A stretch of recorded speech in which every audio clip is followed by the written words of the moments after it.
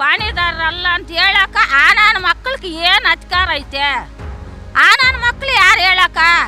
ನಿಜವಾದ ರೈತನು ಯಾರು, ಪಾಣಿದಾರನ ಯಾರು ಅಂತೇಳಿ ಅವರೇ ಖುದ್ದ ಬಂದು ಇಲ್ಲಿ ನಮ್ಮ ಧರಣಿ ಸ್ಥಳಕ್ಕೆ ಬಂದು ಆ ನನ್ನ ಮಕ್ಕಳೆಲ್ಲ ಚೆಕ್ ಮಾಡಬೇಕು. ಹೇಳಿದಾರಲ್ಲ, ಅವ್ರು ರೈತರ, ಅವ್ರು ನಿಜವಾದ ರೈತರ? ಭೂಮಿಯಲ್ಲಿ ಏನೋ ಉಳುಮೆ ಮಾಡ್ತಿದ್ದಾರೆ, ಹೋಗ್ಲಿ ಅವರು ತೋರಿಸಿ ನೋಡೋಣ. ಅವ್ರು ಯಾರು ಅಂತ ರೈತರು ಅಂತ ನಮ್ಗೆ ಪ್ರೂವ್ ಮಾಡಲಿ. ಅವರು ರಿಯಲ್ ಎಸ್ಟೇಟ್ ಉದ್ಯಮಿಗಳು. ಅವರು ಇಲ್ಲ ಬಿರಿಯಾನಿ ಕೊಡ್ತೀವಿ, 500 ರೂಪಾಯಿ ದುಡ್ಡು ಕೊಡ್ತೀವಿ ಅಂತೇಳಿ ಹೇಳ್ಕೊಂಡು ಕರ್ಕೊಂಬಂದಿದ್ದಾರೆ. ಇಲ್ಲಿ ಏನಾಗ್ತಿದೆ ನಮಗೇನು ಗೊತ್ತಿಲ್ಲ ಅಂತ ಹೇಳಿದರು. ಆ ಪ್ರೂಫ್ ದಾಖಲೆನೂ ನಮ್ಮ ಹತ್ರ ಇದೆ. ಈ ಕಾಂಗ್ರೆಸ್ ಸರ್ಕಾರ ಬಂದಮೇಲೆ ಇಷ್ಟು ದಿನ ಈ ಬ್ರೋಕರ್ಗಳು ಎಲ್ಲಿದ್ದರು? ಜಮೀನು ಕೊಡ್ತೀನಿ ಅಂತ ಹೇಳಿದ್ದರು. ಇಷ್ಟು ದಿನ ಬರ್ಬೋದಿತ್ತಲ್ಲ. ಅವರು ಇದು ಸುಳ್ಳು ಮಾತೆ ಕೊಟ್ಟು ಅವರು ಸುಮ್ಮನೆ ಜಮೀನು ಇಲ್ದಂಥವನ್ನ ಕರ್ಕೊಂಡೋಗಿ ಅಲ್ಲಿ ಫ್ರೀಡಮ್ ಪಾರ್ಕಲ್ಲಿ ಪ್ರತಿಭಟನೆ ಮಾಡೋಕೆ, ಎಲ್ಲ ಸೃಷ್ಟಿ ಮಾಡೋಕೆ, ಜಮೀನು ಇಲ್ದವರು ಇಲ್ಲೆಲ್ಲ ಧರಣಿ ಮಾಡ್ತಾವ್ರೆ ಅಂಥೇಳಿ ಧರಣಿ ಜಾಗದಲ್ಲಿ ಕುಂತ್ಕೊಂಡಿರೋರೆಲ್ಲ ಪಾಣಿದಾರರಲ್ಲ ಅಂತ ಹೇಳಕ ಆ ನನ್ನ ಮಕ್ಕಳಿಗೆ ಏನು ಅಧಿಕಾರ ಐತೆ? ಆ ನನ್ನ ಮಕ್ಳು ಯಾರು ಹೇಳಕ? ನಿಜವಾದ ರೈತನು ಯಾರು, ಪಾಣಿದಾರನ ಯಾರು ಅಂತೇಳಿ ಅವರೇ ಖುದ್ದ ಬಂದು ಇಲ್ಲಿ ನಮ್ಮ ಧರಣಿ ಸ್ಥಳಕ್ಕೆ ಬಂದು ಆ ನನ್ನ ಮಕ್ಕಳೆಲ್ಲ ಚೆಕ್ ಮಾಡಬೇಕು. ಅವನು ಇವನು ಅಂತ ಮಾತಾಡ್ತೀನಿ, ನಾನು ಮುಲಾಜ್ ಮಡಗಲ್ಲ. ಆ ನನ್ನ ಮಕ್ಕಳು ದುಡ್ಡುಗೋಸ್ಕರವಾಗಿ ಸುಮ್ಮನೆ ಕಾಸು ಕೊಟ್ಟು ಕರ್ಕೊಂಡೋಗಿ ಮಾಡೋಂಥ ಕೆಲಸ ನಾವು ರೈತರು ಮಾಡಲ್ಲ. ನಾವೇನಿದ್ರು ಜಮೀನುಗಳು ಮಡ್ಕೊಂಡಿರೋ ಅಂಥವರು 3 ವರ್ಷದಿಂದ ಹೋರಾಟ ಮಾಡೋಕೆ ನಮ್ಗೇನು ಗಾಚಾರನ ಅಲ್ಲ? ಗಾಚಾರನ?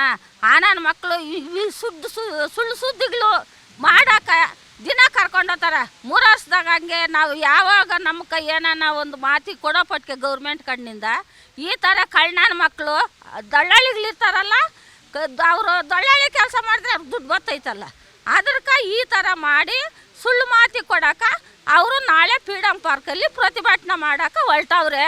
ಅವರೆಲ್ಲ ಮೋಸಗಾರ ನನ್ನ ಮಕ್ಕಳೇ, ಎಲ್ಲ ಸುಳ್ಳುಗಾರ ನನ್ನ ಮಕ್ಕಳೇ. ಅವ್ರ ಮಾತು ಕೇಳಬೇಡ್ರಿ.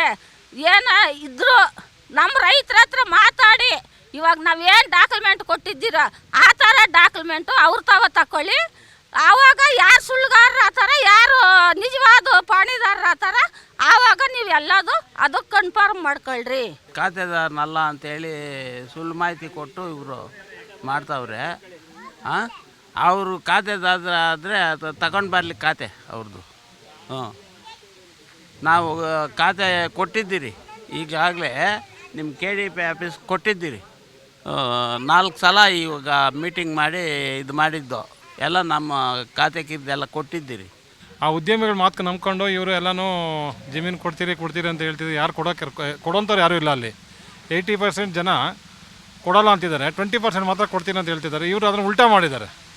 80% ಕೊಡ್ತಾರೆ, 20% ಕೊಡೋಲ್ಲ ಅಂತ ಹೇಳ್ತಿದ್ದಾರೆ. ಆ ಥರ ಉಲ್ಟಾ ಮಾಡಿದ್ದಾರೆ. ಆ ಉಲ್ಟಾ ಮಾತನ್ನು ಯಾರೂ ನಂಬೋದಕ್ಕಾಗಲ್ಲ ಈಗಿನ ಕಾಲದಲ್ಲಿ. ಆದರೆ ನಮಗೆ ಪುರಾವೆ ಕೊಡಲಿರು, ಸಾಕ್ಷಿ ಕೊಡಲಿ. ಸಾಕ್ಷಿ ಏನಿದೆ ಕೊಡಲಿಕ್ಕೆ? ಅವ್ರಿಗೆ ಸ್ವಲ್ಪ ಭೂಮಿ ಹೋದರೂ ಕೂಡ ಅವ್ರಿಗೆ ಬೇರೆ ಕಡೆ ಭೂಮಿ ಇದೆ, ಏನೋ ಬೇರೆ ಕಡೆ ಭೂಮಿ ಇದೆ. ಈಗ ಏನು KDBಗೆ ಹೋಗ್ತಾಯಿದ್ದೋ ಆ ನೀರಲ್ಲೇ ಅವ್ರಿಗೆ ಭೂಮಿ ಹೋಗಲ್ಲ ಅನ್ನೋ ಮುನ್ಸೂಚನೆ ಗೊತ್ತಾಗಿದೆ.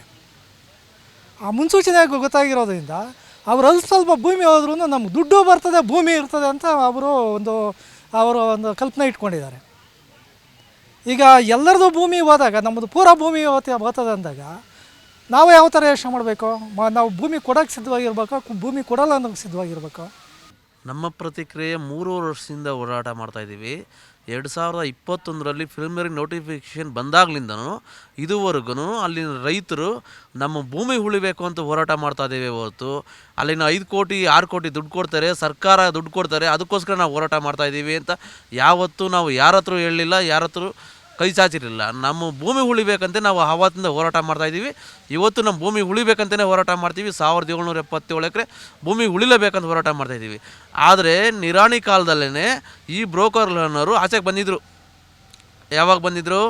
ಹಲವಾರು 2-3 ಬಸ್ ಮಾಡ್ಕೊಂಡೋಗಿ ಇವರೇ ಪಾಣಿದಾರರು, ಅಲ್ಲಿ ಕೂತಿರೋಲ್ಲ ಬ್ರೋಕರ್ಗಳು, ರೈತರಲ್ಲ ಅಂತಂದ್ಬಿಟ್ಟು ನಿರಾಣಿ BJP ಕಾಲದಲ್ಲೇ ಬಂದಿದ್ದರು. ಆವತ್ತು ನಮ್ಮ ಸೋಷಿಯಲ್ ಮೀಡಿಯಾ, ನಮ್ಮ ಜೊತೆಗಾರರು, ನಮ್ಮ ಸ್ನೇಹಿತರು, ಆತ್ಮೀಯ ಸ್ನೇಹಿತರು ಏನಿದ್ದಾರೆ ಅವರು ಹೋಗಿ ಅಲ್ಲಿ ಬಸ್ಸಲ್ಲಿ ವಿಡಿಯೋ ಮಾಡ್ಕೊಂಡು ಯಾರು ನೀವು ರೈತರು, ಚನ್ನರಾಯಪಟ್ಟಣ ಹೋಬಳಿ ರೈತರು ಅಂತಂದಾಗ ಅವರು ಇಲ್ಲ ಬಿರಿಯಾನಿ ಕೊಡ್ತೀವಿ, 500 ರೂಪಾಯಿ ದುಡ್ಡು ಕೊಡ್ತೀವಿ ಅಂತೇಳಿ ಹೇಳ್ಕೊಂಡು ಕರ್ಕೊಂಬಂದಿದ್ದಾರೆ.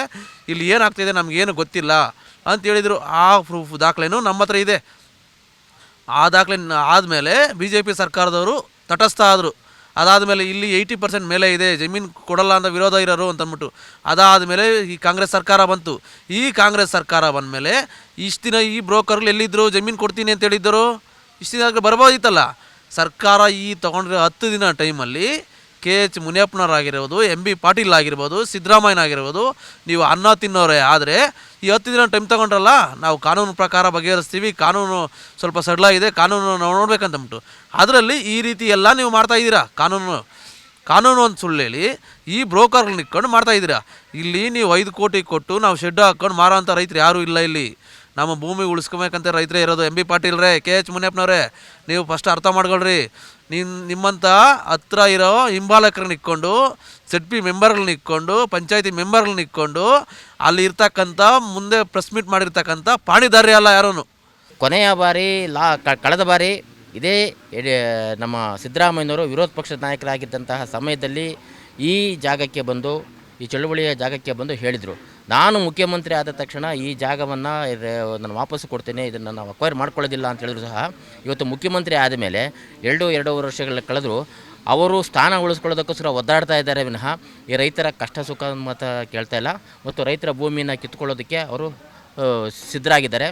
ಜೊತೆಗೆ ಕೈಗಾರಿಕಾ ಮಂತ್ರಿ ಆಗಿರ್ತಕ್ಕಂಥ MB ಪಾಟೀಲರು ಬಹಳ ದುರಹಂಕಾರದಿಂದ ಇಲ್ಲ ಸಲ್ಲದ ಹೇಳಿಕೆಗಳು ಕೊಟ್ಕೊಂಡು ಬರಹಗಳನ್ನ ಬರ್ಕೊಂಡು ಇವತ್ತು ಈ ರೈತರ ಭೂಮಿನ ಕಿತ್ಕೊಳ್ಳೋಕ್ಕೆ ಮಾಡ್ತಾಯಿದ್ದಾರೆ. ಈ ನಾವು ಹೇಳೋದು ಏನಪ್ಪ ಅಂತಂದರೆ, ಮುಖ್ಯವಾಗಿ ಒಂದು ಕೈಗಾರಿಕೆಗೆ ಒಂದು ಪಾಲಿಸಿ ಇರಬೇಕು. ಎಂತಹ ಪಾಲಿಸಿ ಇರಬೇಕಪ್ಪ ಅಂತಂದರೆ, ಇವತ್ತು ಎಲ್ಲಿ ವ್ಯವಸಾಯಕ್ಕೆ ಯೋಗ್ಯವಲ್ಲದ ಭೂಮಿಯನ್ನು ತೆಗೆದುಕೊಂಡು ಅಂತಹ ಕಡೆ ಕೈಗಾರಿಕೆಗಳನ್ನ ಮಾಡಿ ಅಲ್ಲಿ ಉದ್ಯೋಗಗಳನ್ನು ಸೃಷ್ಟಿ ಮಾಡಬೇಕು. ನಾವು ಕೈಗಾರಿಕೆಗಳ ವಿರೋಧಿಗಳಲ್ಲ, ಕೈಗಾರಿಕೆಗಳು ಸಹ ಬೇಕು. ಕೈಗಾರಿಕೆಗಳು ಎಲ್ಲಿ ಬೇಕು, ಏನು ಬೇಕು ಅಂತಕ್ಕಂಥದ್ದು ರಾಜ್ಯ ಸರ್ಕಾರದಲ್ಲಿ ಒಂದು ಪಾಲಿಸಿ ಇಲ್ಲ.